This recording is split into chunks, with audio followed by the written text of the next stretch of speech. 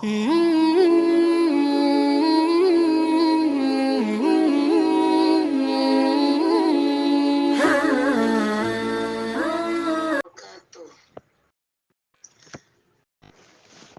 hamdalillah wa nahmaduhu wa nasta'inuhu wa nastaghfiruhu wa na'udzu billahi min syururi anfusina wa min sayyiatina a'malina may yahdihillahu fala mudhillalah wa man yudlil fala hadiyalah. Asyhadu an la ilaha illallah wahdahu la syarikalah wa asyhadu anna Muhammadan abduhu wa rasuluhu amma ba'du. Yang sama-sama kita hormati guru kita Bapak Ustadz Awang Abdul Razak dan bapak-bapak, ibu-ibu jamaah RFM yang dirahmati Allah Subhanahu wa taala. Puji dan syukur marilah kita panjatkan kehadirat Ilahi Rabbi atas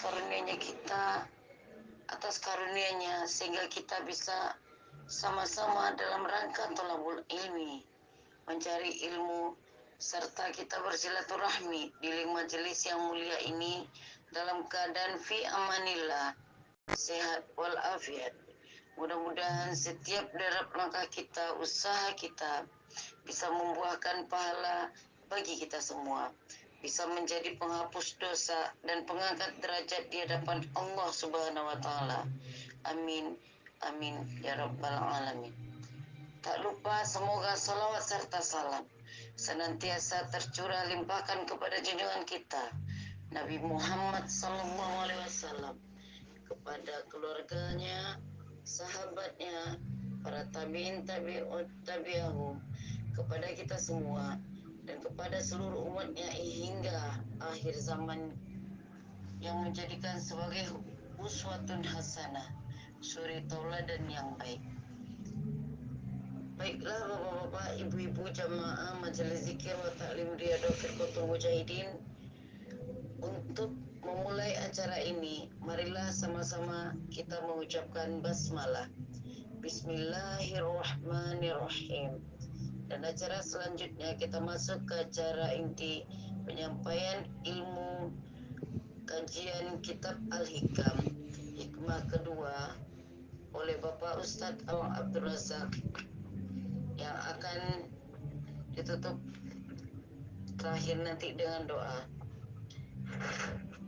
Hikmah kedua dari kitab Al-Hikam, berkata pengarangnya Imam Ahmad Ibnu Athaillah As-Sakandari rahimahullah, iradatu kat tajrida ma'a iqamatillah iyyaka fil asbabi minasyahwatil khafiyah wa iradatukal asbaba ma'a iqamatillah iyyaka fit tajridi inhitatun anil himmatil aliyah.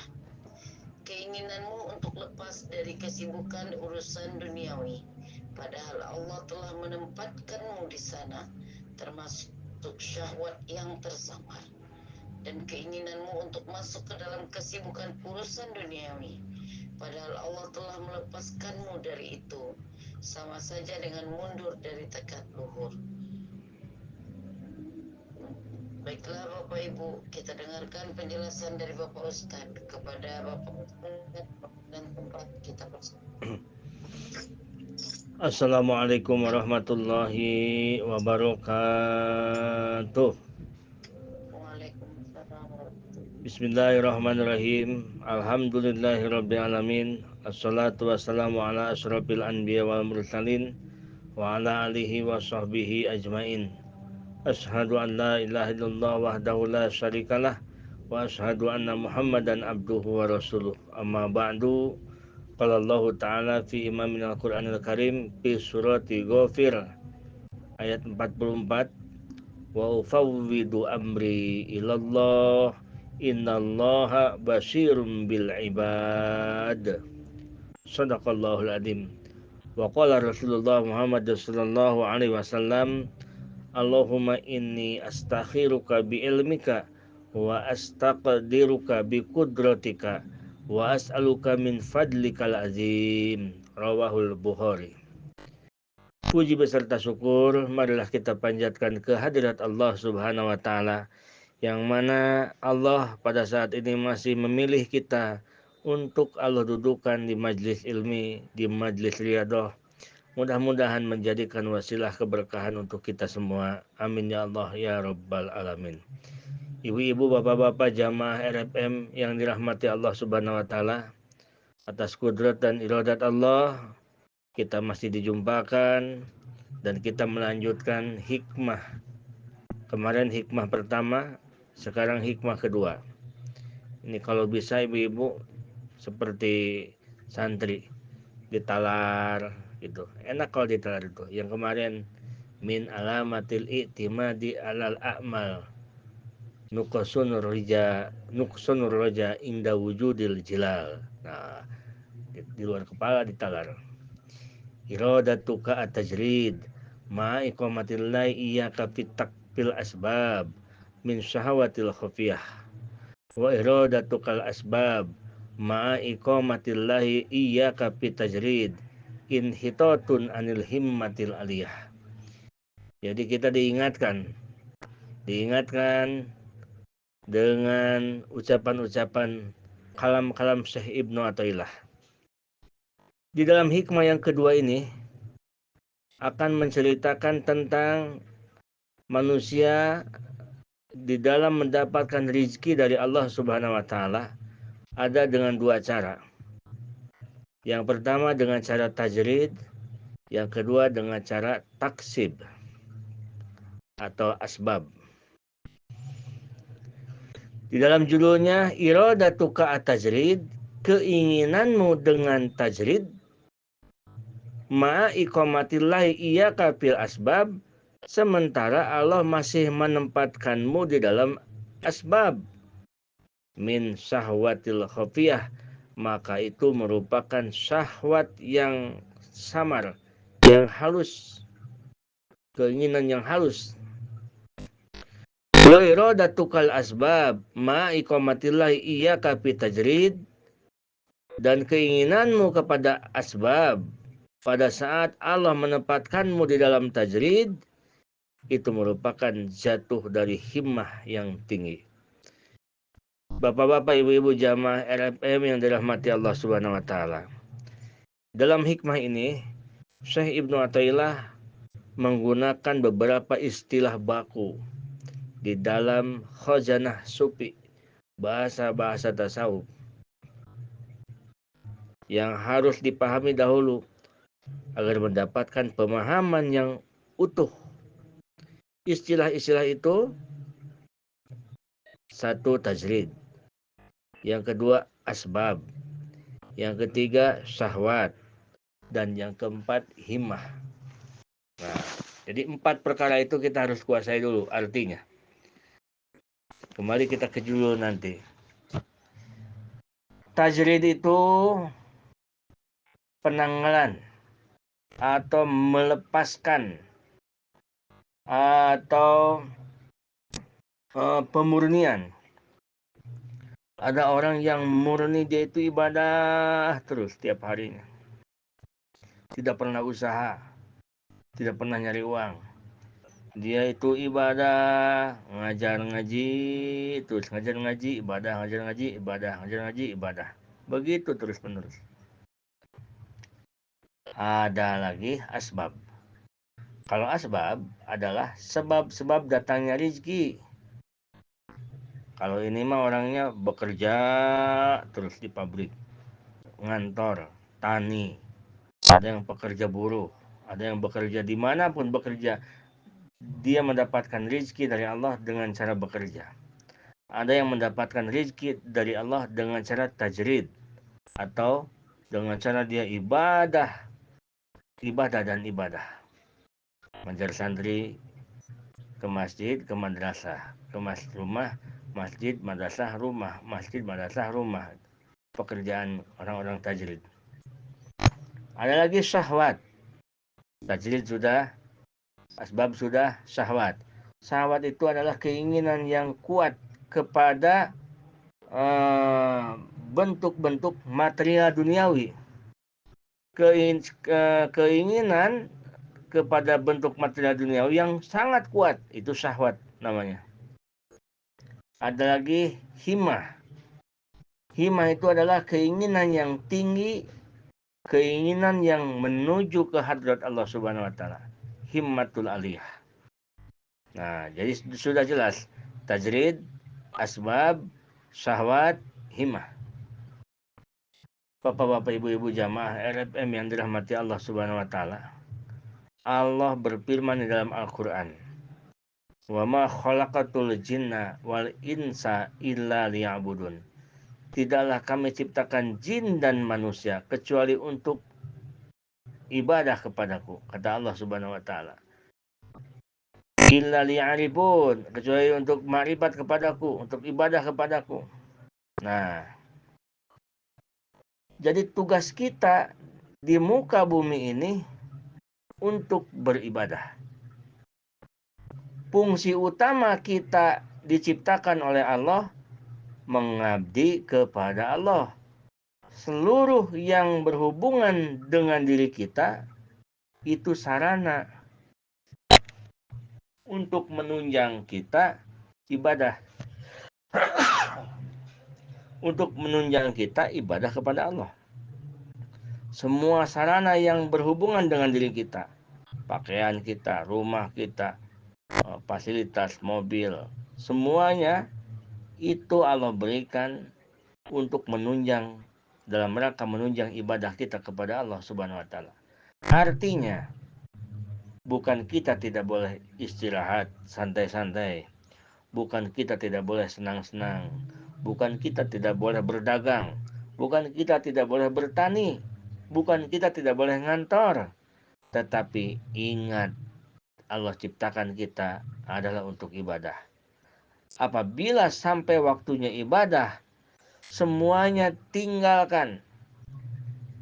Kalau kita berangkat dari rumah kerja jam 7 sampai ke kantor jam 8, begitu mau duhur, datangan waktu sholat, kita sholat. Kalau misalkan tidak bisa langsung sholat karena kita bekerja sama orang lain, maka hati terima kewajiban itu. Terima kasih ya Allah, alhamdulillah ya Allah, telah sampai waktu sholat. Saya akan sholat sebelum keluar waktunya ya Allah. Terima dulu. Jadi kalau kita terima, walaupun kita ada gangguan, itu sudah termasuk kita memperhatikan ibadah itu.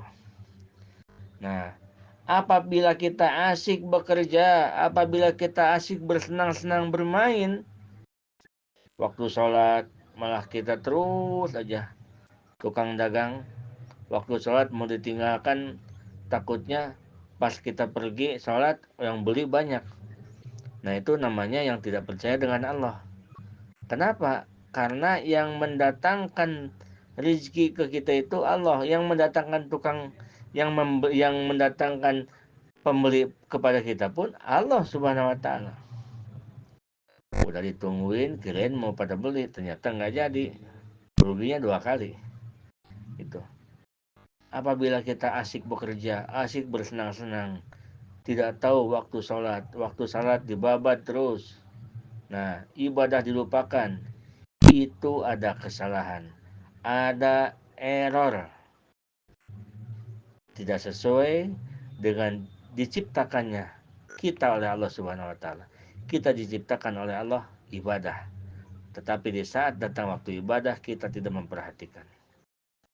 Jamaah RFM yang dirahmati Allah Subhanahu wa taala.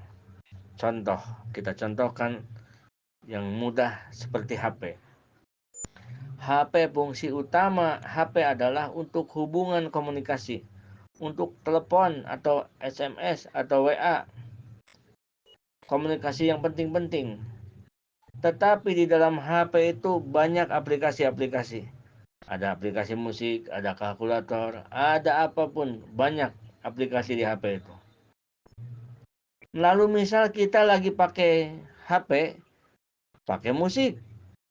Nah, kita lagi main musik. Begitu kita lagi main musik, panggilan orang lain tidak bisa masuk ke kita. atau panggilan orang lain masuk ke kita, tetapi kita tidak angkat. Kita terus main musik atau main kalkulator. Nah, berarti HP itu ada error. Karena fungsi utamanya tidak bisa digunakan.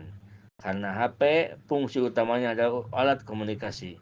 Tetapi begitu ada musik, kita malah mendengarkan musik, yang telepon tidak masuk, yang telepon tidak diangkat. Berarti HP tidak sesuai dengan fungsinya. Begitupun kita. Kita tidak bisa ibadah kepada Allah tanpa ada sarana. Tanpa ada prasarana, sarana dan prasarana, kita tidak akan bisa ibadah kepada Allah Subhanahu wa taala. Nah, ibadah memerlukan kekuatan tenaga. Ibadah memerlukan makan dan minum, pakaian. Ibadah memerlukan kendaraan, mobil, motor, tempat. Nah, untuk mendapatkan keperluan ibadah itu ada dua cara. Yang pertama ada dengan cara asbab, yang kedua ada yang dengan cara tajrid. Nah, jadi ada orang yang oleh Allah ditempatkan dia jadi asbab. Ini orang ditempatkan oleh Allah, dia itu rezeki datangnya itu, dia mendapatkan rezekinya itu dengan wasilah bekerja, dengan wasilah bertani, dengan wasilah ngantor, dengan wasilah ke pasar. Itu namanya asbab.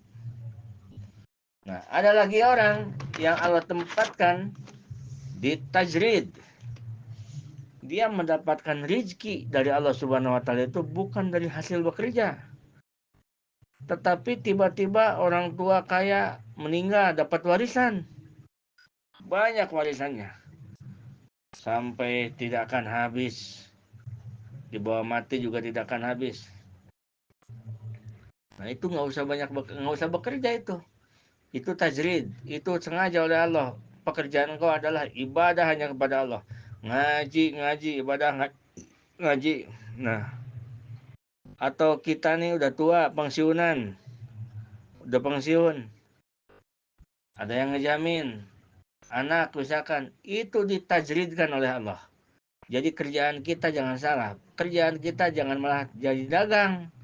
Oleh Allah diberikan jadi tajrid, tetapi kita malah taksib, malah dagang.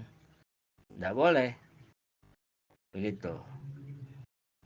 Nah, ibu-ibu, bapak-bapak, jamaah RFM yang dirahmati Allah Subhanahu wa taala, yang perlu kita ketahui, di manakah Allah tempatkan kita?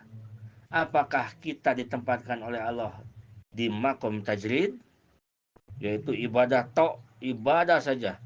Siang ibadah, malam ibadah, zikir, nguruk ngaji, segala macam. Nah, atau kita ditempatkan oleh Allah di taksib, di asbab. Atau kita ditempatkan oleh Allah jadi tukang usaha, tukang tani, tukang buruh. Nah, itu yang harus kita ketahui.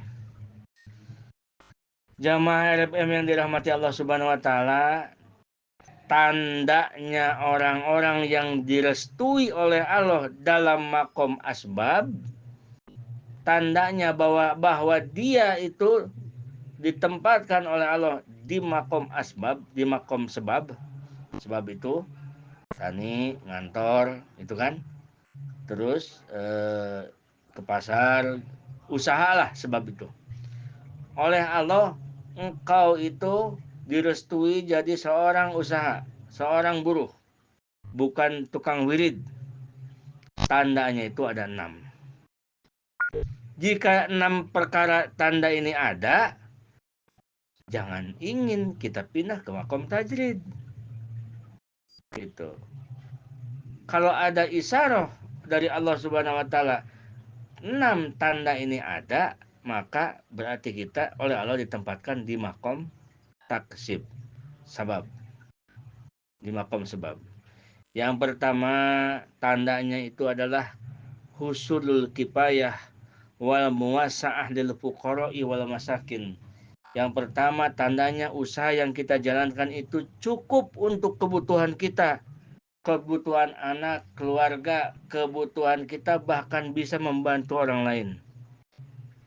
Nah, pertama satu, berarti kalau ada kita cukup, kebutuhan kita cukup dan bisa membantu orang lain, berarti kita cocok di tukang usaha.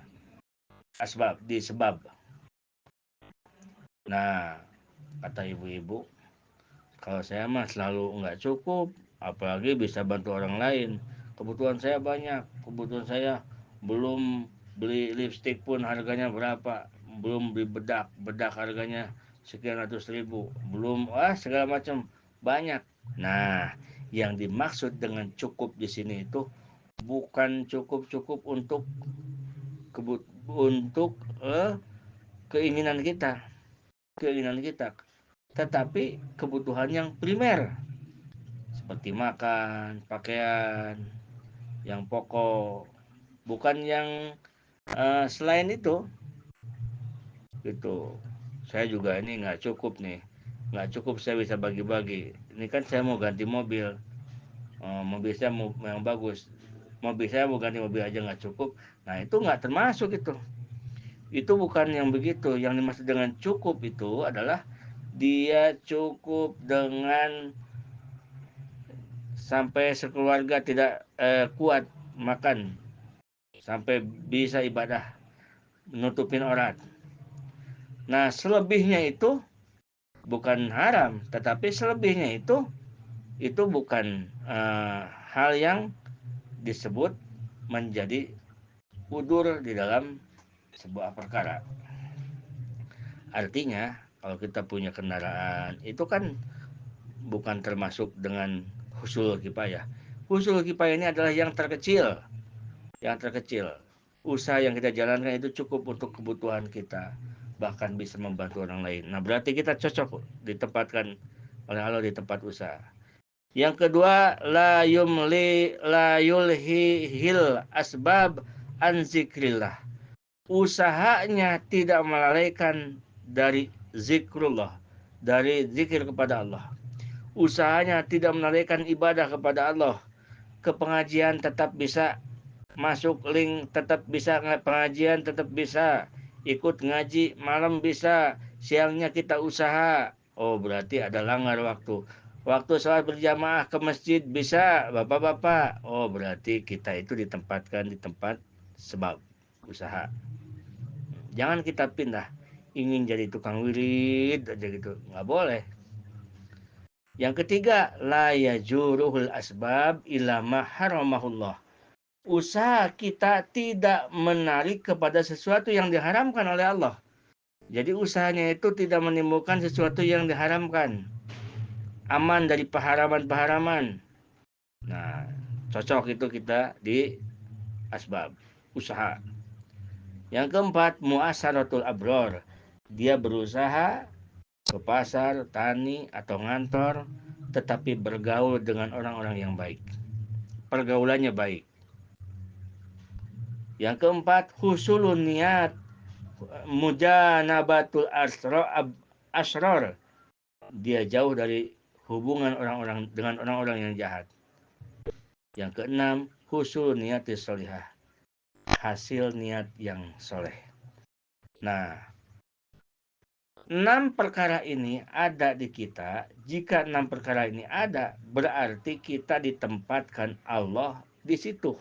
Jadi sebab kita punya tokonya itu ya ada laku pembeli, cukup untuk kehidupan, cukup untuk menghidupi ibadah keburu.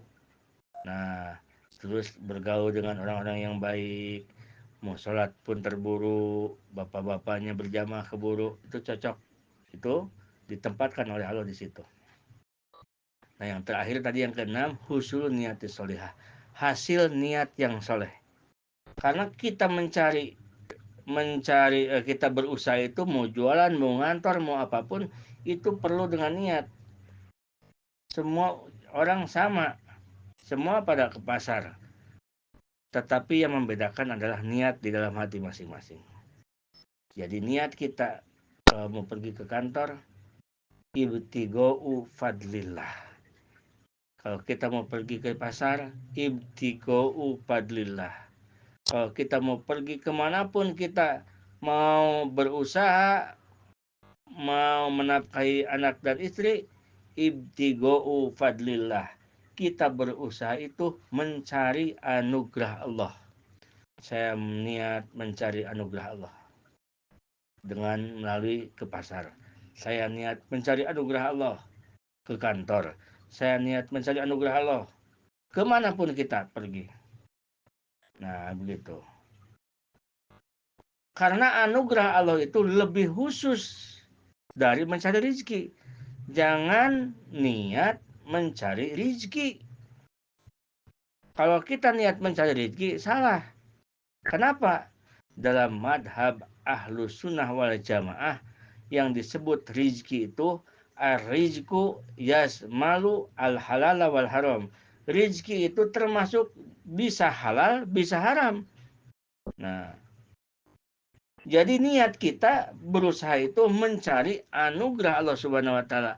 Kalau mau menyebutkan rizki, saya niat mencari rizki yang halal. Harus dilanjutkan dengan kata-kata halal. Karena kalau rizki saja, menurut madhab Ahlussunnah wal Jamaah, hanya rizki saja itu rizki itu termasuk ada dua. Ada rizki halal, ada rizki haram. Maka dalam doa itu, Allahumma rizukna rizkon halalan. Tuh kan, disebut rizki itu halal. Jadi kita itu mencari usaha, tukang tani ke sawah, tukang dagang ke pasar, mencari anugerah Allah Subhanahu wa taala. Mencari anugerah Allah Subhanahu wa taala. Mana dalilnya? Dalilnya firman Allah di dalam surat Al-Jumu'ah. A'udzu billahi minasyaitonir rajim. Faida qudiyatis sholatu fantasiru fil ardi wabtagu min fadlillah wazkurullaha katsiran la'allakum tuflihun. Dan jika engkau telah beres melaksanakan sholat, jika sudah beres ibadah, yaitu sholat, pangtasiru fil ardi, maka menyebarlah di muka bumi, bertebarlah di muka bumi, yang ke kantor, yang ke sawah, yang ke pasar ke pasar, wabtagu min fadlillahi, dan carilah anugerah Allah. Ini dalilnya, Al-Quran, surat Al-Jumu'ah. Jadi ibu-ibu, bapak-bapak, kita usaha itu, apa niatnya ibu? Mencari anugerah. Halo? Ada nggak? Ada. Ah, Cari anugerah Allah. mencari anugerah Allah. Iya. Takutnya nggak ada, takutnya ngomong sendiri nih. Ada, siap. Kita lanjutkan. Itu adalah orang yang ditempatkan oleh Allah di asbab. Dia sebab. Sebab itu dia usaha, dagang, jualan, bekerja itu asbab. Nah, yang selanjutnya niat kita usaha itu yang satu yaitu mencari anugerah Allah. Yang kedua, aunul muslimin, menolong umat muslim. Niatkan itu, menolong umat muslim. Kita buka praktek, misalkan praktek buka klinik, atau kita buka toko, itu niatkan menolong muslim. Karena orang yang mencari barang, dia harus jauh ke pasar, ada toko kita, itu kan menolong. Nah, itu jadi ibadah. Kita pergi ke kantor, di kantor kita melayani orang, walaupun kita digaji, tetapi kalau kita niatnya bagus, awanul muslimin itu mendapatkan anugerah yang luar biasa.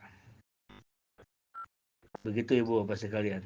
Selanjutnya niat berusaha itu menolong orang muslim yang barusan itu. Buka toko, niat tolong orang, bantu orang. Buka apotek, niat bantu orang. Yang jauh ke apotek ada di kita, itu kan dibantu. Malam-malam butuh obat, nggak ada di yang jauh, nggak ada kendaraan, ada kita yang dekat. Nah, itu luar biasa mulia itu. Awanul muslimin. Ida wajada madukiro layan takilu ila tajrid. Jika kita menemukan semua yang 6 itu ada, yang 6 itu yang tadi 6 itu ada di kita. Cukup biayanya, segalanya, pergaulannya bagus, tidak mengganggu ibadah, maka kita itu ada di tempat sebab. La yantakilu ila tajrid. Jangan sekali-sekali engkau ingin jadi seorang tukang wirid. Ingin kaya kita, misalkan saya mau nggak dagang-dagang, saya nggak mau ke pasar. Kata istrinya, kenapa ayah nggak mau ke pasar? Saya mau wirid aja. Jangan. Karena apa? Karena kita sudah menyalahi aturan. Gitu. Kita sudah menyalahi aturan. Oleh Allah ditempatkan di situ. Tadi kata keterangan di dalam judul iradatuka at-tajrid ma iqamatillahi iyyaka fil asbab minas syahwatil khofiyah. Kalau Allah kita tempatkan oleh Allah itu jadi asbab usaha, lalu kita ingin tajrid, jadi tukang wirid. Nah, itu adalah syahwatul khofiyah, keinginan yang samar, yang syahwat buruk itu. Nanti akan buruk timbulnya. Yang selanjutnya ibu-ibu bapak sekalian, nah, kecuali ila bi amri syaihihi, kecuali diperintah oleh gurunya. Misalkan dia masuk satu toriko karena dia sedang belajar aurat, belajar apa, kata gurunya, udah tinggalkan dulu usaha, wirid dulu, ngebener kamu usaha, campur dengan yang haram-haram, udah ngaji dulu yang benar, wirid dulu, dapat setahun. Nah itu kecuali kalau ada perintah dari syekhnya. Illa bi amri syaihihi. Au bi isyarotin wadihatin, atau dengan saada isyarah yang jelas, kata aduli ma dukiro min kulli wajin. Seperti kita mendapatkan udur dari yang 6 tadi. Usaha ini rugi, usaha itu rugi, usaha bukannya dapat untung malah dapat hutang banyak di sana sini gara-gara usaha, bangkrut. Nah, itu isaroh. Isarotin wadihatin. Itu isaroh, petunjuk dari Allah agar istirahat dulu, tajrid dulu, bersihkan dulu, tobat dulu, kita bersihkan wirid, sudah habiskan waktunya dengan ibadah. Nah, tetapi kalau yang tadi 6 ada itu nggak boleh. Itu namanya kita menyerahkan urusan kita kepada Allah. Allahumma inni astahiruka bi ilmika ya Allah. Aku memohon dipilihkan kepada Engkau tentang bagaimana aku harus bagaimana bi ilmika, dengan ilmu Engkau. Engkau yang Maha tahu. Nah, selanjutnya Bapak Ibu sekalian, alamatu iqamatillahi fit tajrid. Ciri Allah menempatkan engkau pada tajrid. Kalau tadi sabab, sekarang tajrid. Ciri pertamanya, ditutup itunya mic-nya, tolong. Ya sarolah kal kipayah, dimudahkan kipayah. Untuk hidup cukup, makan, anak istri cukup, biaya yang penting-penting, yang pokok-pokok cukup. Kita nggak kerjanya itu wirid aja, malam wirid, siang puasa. Nah, malam wirid, siang puasa, terus aja begitu. Tetapi kehidupan itu ada aja dicukupi oleh Allah. Ja'ala nafsaka mutmainatan inda adami usuliha. Terus Allah itu memberikan ketenangan kepada hatinya. Yang ketiga, ada mutamain fi aidina. Yang ketiga, dia sudah kuat hatinya, tidak ingin diberi orang. Dia hanya ingin diberi oleh Allah Subhanahu wa taala. Yang keempat, sopa'u waktika ala istigoli bi ibadatillahi taala. Bersih hak waktunya, habis dipakai ibadah kepada Allah. Habis dipakai ngajar, habis dipakai wirid. Seperti para kiai-kiai itu, ibu-ibu bapak-bapak, mana ada kiai jualan, mana ada kiai tani, mana ada kiai jadi nelayan. Betul nggak ibu-ibu? Nah, itu dia di makom tajrid. Lalu sudah Allah tempatkan di makom tajrid, ia pengen pindah ke makom asbab. Nah, kalau yang Allah tempatkan di makom tajrid, dia ingin pindah ke makom asbab, iradatu kal asbab ma iqamatillahi iya kapi tajrid inhitatun anil himmatil aliyah. Maka dia itu sedang jatuh dari cita-cita yang luhur, yang tinggi, ke cita-cita yang sangat rendah. Nah, itu Bapak-bapak Ibu-ibu, silakan nilai diri kita sendiri sekarang oleh masing-masing, karena tidak akan ada yang bisa menilai diri orang lain kecuali kita sendiri. Apakah kita ditajrid, apakah kita ditaksib. Kalau kita usahanya belum ada, modalnya belum ada, apa-apanya juga belum ada, itu totalitas langsung tajrid itu. Itu tajrid langsung, malamnya ibadah, siang ibadah, nggak tekul terus ibadah. Kalau posisinya seperti itu. Tetapi kalau jalan usahanya ada, jalan kehidupannya ada, jangan coba-coba kita ingin menjadi seorang tukang wirid. Jadi seorang tukang wirid itu bukan enak ya, tukang wirid itu dia malam ibadah, siangnya puasa wirid aja, rezeki pada datang. Nggak kayak kita harus ke pasar dulu, saya mau jadi tukang wirid, nggak bisa begitu. Jadi itu ada tempat-tempatnya, ditempatkan oleh Allah masing-masing tempat. Itu Bapak-bapak Ibu sekalian, dan mudah-mudahan kita semua, baik yang Allah tempatkan di tempat tajrid atau di tempat yang sebab, Allah berikan kemudahan dan kelancaran serta diberikan keberkahan. Amin ya Allah ya rabbal alamin. Hadanallah wa iyyakum ajmain. Assalamualaikum warahmatullahi wabarakatuh.